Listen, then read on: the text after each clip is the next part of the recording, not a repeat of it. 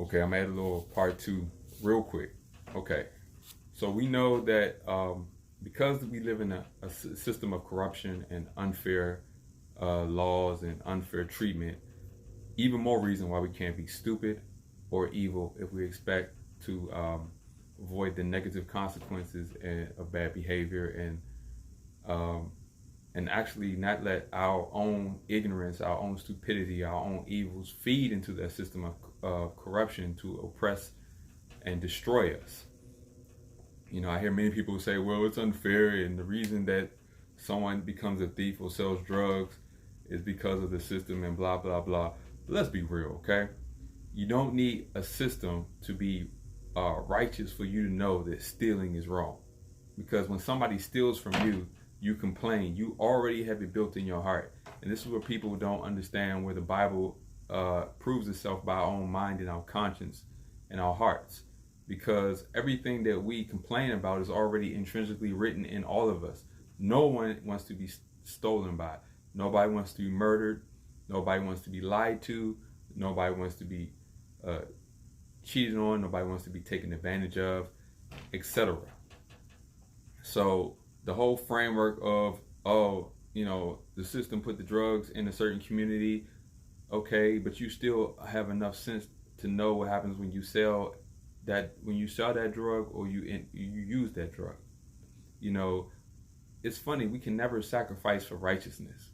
You know, people want to blame their poverty and their situations, but that just explains their lack of purpose and their lack of defined meaning of life.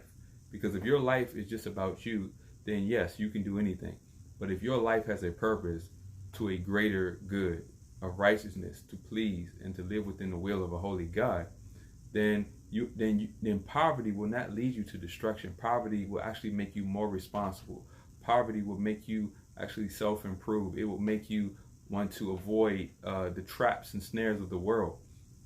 But because people don't believe in God, they're not aware of evil. And because they're not aware of evil, they can be deceived and they can be tempted to do things for their own detriment and their own destruction. So it is even more important that people come to know the truth according to God, so that they can not let the system, which it does have a plan to exploit your every situation, your every choice for your detriment. You know, if you don't open your eyes and take responsibility for your life, then you're just going to be a casualty of life. There are no victims in life. I hate to break it to you, because honestly, we all have a responsibility to use what we have to become our best selves and to make the best circumstances for ourselves in revealed wisdom and order and structure. If you lack values, even the good life will become detriment to you, because it will spoil you, and you will take it for granted, and you will use it for things that will prove themselves to be bad for you in the future. Because people always say, well, if they had a perfect life, or if we were perfect people, well, you know, the Bible does say we were created perfect in a perfect situations. And even in that situation, a perfect being has free will to ignore a perfect God, to reject his perfect will. You can do that. You can still know what the right way is and say, I don't want to do it, and not have a reason. Has anybody but me ever noticed that? And I'm not just going to pick on the woman, but this is an example, that we live in such a culture now where women are want to be prostitutes even when they have money. You know, it used to be, I could understand a woman who, you know, had a really bad run of things, and even though I would avoid, you know, encouraging that path of behavior, but we live in a culture where women will be multimillionaires and still have to sell themselves. They're still looking for men. You got women who are millionaires being prostituting themselves to billionaires. This is the insatiable thing about greed, insatiable thing about lust. See, when you deal with somebody stupid who's captivated by lust and greed without structure of values and virtues in God, where there's nothing to keep that greed from just growing, and nothing to keep that lust from growing to something ugly, because all parts of our nature unsubmitted to God lead to destruction. You know, my biblical people know the penalty of sin is death. Well, even the non-believing people know that being a fool long enough will kill you. So If you have a lack of self-control with your lust, it will lead you to diseases.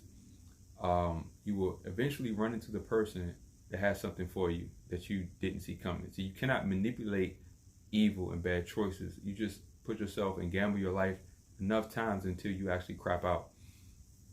And a lot of people are realizing this. You know, their ego and narcissism, entitlements. You feel like you owe this and you deserve this. And in that mindset, you find find every person that is going to exploit you by your desire to feel that the way that you want to feel about yourself, because you're living for yourself. You're not living for the higher standard of righteousness and good that only comes from God. And you know, because we live in this world that is so unfair, we have to be responsible financially. We have to have wisdom about the people that we deal with. You know, I tell women all the time, you are responsible for the choice of man. And unfortunately, a woman has to value what is right, what is true, and what is good according to God before she can value a man living within those virtues and principles of God that reflect his nature. Because a man of God is going to actually live the examples of everything that he wants you to follow. So he's not just controlling you to do something. He's doing it so that you can see the benefit of following him, and that he can actually be a protector and a provider. But unfortunately, we live in a world where people would rather depend on a corrupt, broken system than the rulership of a righteous man who actually will give you more benefits and protection than the government that proves the way it is. And see, everything's out of whack, you know, and it's actually destroying the dynamic of families and communities, because communities are built on families, and power is built on communities, and economic power within those communities, and the ability to uphold a structure to which generational wealth can be built, and a network of values to actually contain your society, the good, efficient thing, a society in a good and efficient way where you can actually be respected among other societies. And people just don't make these kind of connections. And we have to understand that we cannot afford to be foolish. We can't afford to ignore things that are obvious, objective reality. You know, if you are a thief, you already know that life is going to get you caught up. If you are anything against the known legal system, you know eventually you're going to get caught. So don't cry when you're spending the rest of your life in jail because of something that happened 20, 30, 40 years ago, when you as a grown person had full responsibility to know the consequences of that choice and then still do it. So we have to stop making excuses. Actually, the best people in life had the worst lives. And because of that, they either were broken or built them. And they made them latch on to values and virtues and take personal responsibility and build a life based on principles that will actually guide them through their adversity, rather than belie them through their adversity. You know, in Proverbs, there's a thing that says, trust in the Lord with all your heart and lean not into your own understanding. Acknowledge him in all your ways and he will direct your paths. It says that God will direct your paths. Stop trusting in people.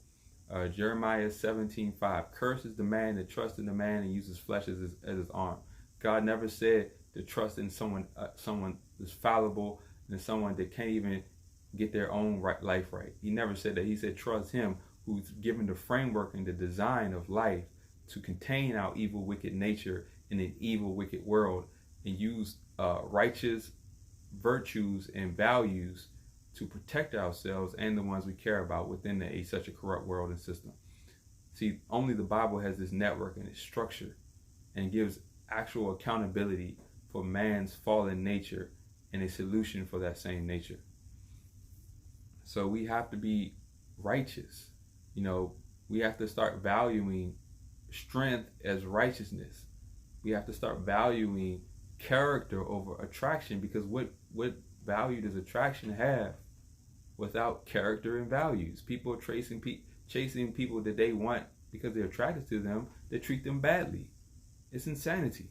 And you keep chasing these people, and it makes us stupid to chase people that don't want us. That's stupid on our own part. So people need to wake up. Stop chasing people that don't want you.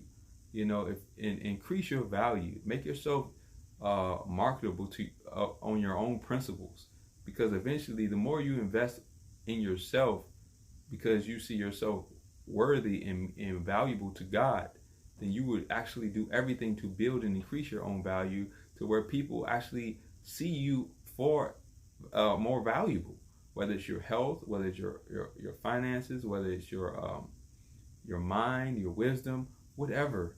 And sometimes people are just not mature enough to benefit the level that you're on. So don't retrograde. Don't go backwards with people who are still simple-minded children. That is actually compromising your progress for stupid and evil people who have their own course set out for them to destruction if they don't turn from it. So I'm just going to leave it there just to add a little caveat to the thing. All right, y'all. Peace.